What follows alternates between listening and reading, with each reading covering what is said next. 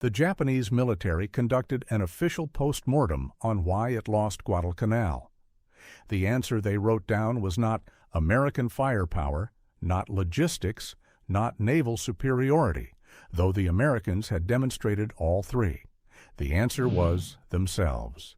Specifically, the institutional rivalry between the Imperial Japanese Army and the Imperial Japanese Navy, which had been embedded in the structure of Japanese military planning since the Meiji era, which had never been resolved by any chain of command, with authority over both services, and which at Guadalcanal expressed itself as two separate institutions pursuing two separate campaigns on the same island, without coordinating the one thing that would have made either campaign possible: supply. This is the story of Guadalcanal. The naval battles, the 7 surface engagements, the waters that became Iron Bottom Sound, those are the backdrop. The Cactus Air Force mechanics who kept 40 flyable aircraft operational through malaria and dysentery and 100 inches of annual rainfall deserve more than the footnote they usually receive. But the story is the drums. The Tokyo Express Japanese destroyer convoys running men and supplies down the slot to Guadalcanal at night was a genuine feat of improvised logistics under pressure. The destroyers couldn't linger. American air power made daylight operations suicidal. So the Japanese loaded supply drums and pushed them overboard offshore for troops on the beach to retrieve by swimming or small boat. Fast, simple, low risk to the destroyers. Approximately 80% of those drums never reached shore. The current took them. The beach parties themselves weakened by starvation, and disease couldn't retrieve what the sea didn't return. By November 1942, the Japanese garrison was receiving fewer than 20% of its caloric requirements. Soldiers were eating grass and bark. Men were dying of starvation, and malaria faster than combat was killing them, and combat was killing them at a significant rate, because the IJA, receiving no coordinated guidance from a unified command, kept launching piecemeal frontal assaults against Henderson Field, with whatever forces had survived the crossing on a timetable that made sense to the Army without reference to what the Navy was or wasn't delivering. August 7, 1942. United States Marines landed and seized Henderson Field in the first American offensive operation of the Pacific War. The following night, August 8th into 9th, a Japanese cruiser force sank 4 Allied heavy cruisers in 32 minutes at the Battle of Savo Island. It was the worst defeat the United States Navy had suffered in a fair surface engagement in its history. The Japanese then withdrew without attacking the transport fleet, sitting offshore loaded with the supplies and equipment the Marines needed to hold what they had just taken. The Navy's objective had been to sink cruisers. The Army's objective was on the island. No single commander was responsible for both. The pattern repeated, over and over, for 6 months. On November 12th and 13th, 1942, in the naval battle of Guadalcanal Rear, Admirals Daniel Callahan and Norman Scott were both killed in the same surface engagement, the only time in American history 2 flag officers died simultaneously in a single naval action. The battle was confused, costly, and necessary, and it broke the back of the Japanese resupply effort. But it had taken 6 months of fragmented command, of institutional competition between 2 Japanese services that needed each other and could not coordinate with each other to arrive at a moment where American forces, also paying an enormous price in blood and steel, could close the account. Operation Key. February 1st through 9th, 1943. Japan evacuated approximately 11,000 survivors from Guadalcanal. American commanders believed the destroyer movement was a resupply run. The Japanese left so quietly, so efficiently, that the evacuation was complete before anyone on the Allied side fully understood what had happened. The official Japanese post-mortem listed inter-service rivalry among the most prominent causes of defeat. Not above American material superiority, but alongside it, inseparable from it, and in some phases of the campaign preceding it. Japan lost Guadalcanal to 2 Japanese institutions before the Americans needed to finish the job. Guadalcanal ended in February 1943.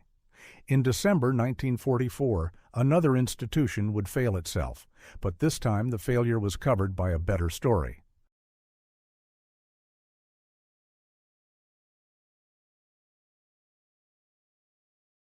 Everyone knows what stopped the Battle of the Bulge: a surrounded town, a one-word reply.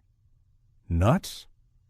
That's the story Brigadier General Anthony McAuliffe, 101st Airborne, besieged at Bastogne, rejecting the German surrender demand with a single word that made every newspaper in America and every history book written since. The actual turning point of the Battle of the Bulge was 46 miles northeast of Bastogne. You probably haven't heard of it. December the 16th, 1944, 5:30 in the morning. 250,000 German troops and more than 340 tanks opened an offensive on an 85-mile front in the Ardennes. The attack caught Schaeff and the First Army almost entirely off guard. Hitler had moved his forces using hand-carried couriers and night marches, no radio traffic, no signals that Allied intelligence could intercept. The code word for the operation was Wacht am Rhein, watch on the Rhine, deliberately chosen to suggest a defensive posture. Most of the Allied command was not listening. Schaeff was confident the Germans had nothing left for a major offensive. Schaeff was wrong. The Ardennes in December, dense dark fir forest roads, narrow and winding temperatures dropping to -20 Celsius snow, knee-deep in the trees. Armored movement was channeled to a handful of road axes. Take the roads and you move. Lose the roads and you stop. The German Plan Army Group B's Wacht am Rhein required Piper's spearhead to reach the Meuse River bridges within 48 to 72 hours. The fuel depots that would sustain the advance were, according to the operational plan, to be captured from the Americans. The plan assumed they would be there. They were not always where the plan said they would be. But there was one thing the plan absolutely required beyond fuel and roads and surprise. It required the high ground northeast of Bastogne, the Elsenborn Ridge, to fall or be bypassed in the first 24 to 48 hours. It did not fall. The 1st, 2nd, and 99th Infantry Divisions held Elsenborn Ridge against the full weight of the 6th SS Panzer Army, the strongest German formation committed to the offensive, the one carrying Hitler's highest expectations, the one he had rebuilt with priority fuel and armor for this operation. The 6th SS Panzer Army was supposed to be the Northern Shoulder's breakthrough force. Instead, it spent the critical opening days of the offensive, failing to take a ridge, including against the 99th Division, which was holding its first major defensive position of the war. The National World War II Museum's assessment is direct. The real turning point of the German offensive occurred 46 miles northeast of Bastogne. Bastogne was real. The siege was real. McAuliffe's reply was real, and the defense of that town by the 101st Airborne under conditions of cold and encirclement and dwindling ammunition was a genuine feat. None of that is in dispute.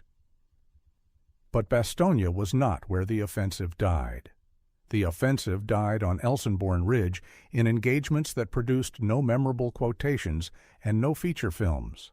Ask yourself why the story went the way it went. McAuliffe's nuts fit in a headline. The tactical analysis of why the 6th SS Panzer Army's northern axis failed at the Elsenborn Ridge did not. Colonel Oscar Koch Patton's G2 intelligence officer had predicted the German attack on December 9th, 7 days before it happened. He had the indicators. He had built the analytical framework. Patton characteristically had listened to his intelligence officer, and by the time Eisenhower convened his commanders at Verdun on December 19th to ask what could be done, Patton had 3 contingency battle plans already drafted. He told Eisenhower he could attack to relieve Bastogne the day after tomorrow morning. The plan was in his drawer. It had been there for days. Patton's relief of Bastogne, a 90-degree pivot of 3 divisions in 48 hours through snow and ice, was a logistical achievement that military historians still teach. But it was made possible by two things: Koch's prediction, which Patton had acted on before the attack came, and Elsenborn Ridge, which ensured the German offensive had already been confined before Patton's armor started moving. On December 17, 1944, 11 black soldiers from the 333rd Field Artillery Battalion were captured by Waffen SS troops near the Belgian village of Wereth. They were tortured and executed. Their bodies were found in a field. In 1949, the congressional investigation into German war crimes in the Bulge excluded the Wereth massacre from its report.